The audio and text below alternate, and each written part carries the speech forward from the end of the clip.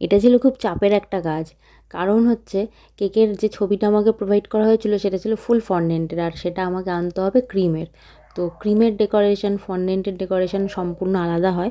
তবে আমি সিমিলারিটি বজায় রেখে ক্রিম দিয়ে ডেকোরেশন করেছি, আর কাস্টমারের ডিমান্ড ছিল একদম অল্প ক্রিম দিতে, মানে ক্রিম না দিলেও চলবে সেইভাবে ক্রিম দিতে।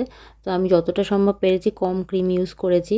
4 টিয়ারের কেক ছিল, আর টিয়ারগুলো একটু ভারী ভারী ছিল, সেজন্য আমার প্লেস করতে একটু ডিফিকাল্ট লাগছিল। তাও আমি ঠিকঠাক মতো করে করেছি।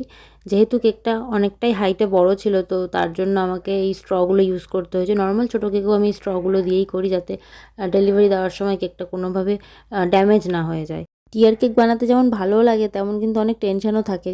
অনেক দিক মাথায় রেখে কাজ করতে হয়। যেমন টিয়ারগুলো ঠিকঠাকভাবে সেট হলো কি না, বেঁকাতারা বসলে ব্যাস পুরো কেকটাই যাবে নষ্ট হয়ে, কারণ টিয়ার তুমি নামিয়ে আবার সেটাকে ঠিক করতে পারবে না। আর ওইখানে যে দেখছো খাবলা মেরে দিয়েছে, ওখানে আমি চেক করছিলাম যে ক্রিমটা ঠিকঠাক পরিমাণে আছে কি না।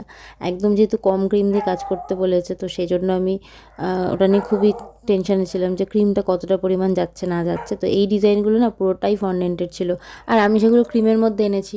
আমার মনে হচ্ছিলো যে কেমন লাগবে না লাগবে, বাট দেখতে কিন্তু ভালো হয়েছে, ক্লায়েন্টেরও খুব পছন্দ হয়েছে, আমারও ভীষণ ভালো লেগেছে। তোমাদের কেমন লাগলো সেটা আমাকে কমেন্ট করে জানিও।